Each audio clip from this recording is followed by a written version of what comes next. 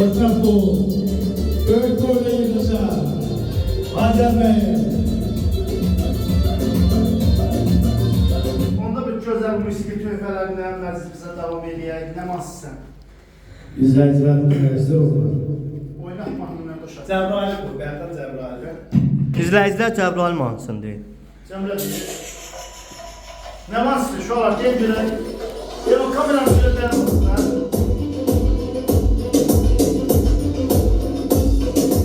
Oba! Ağıllı qız olsun deyir.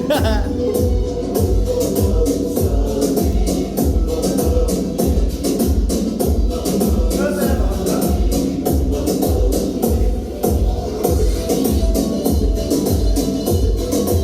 Bax, şöyle dərin.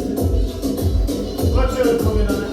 Bu nasıl? O kadar video niye yeter? Dayandırım da. Nəyiz?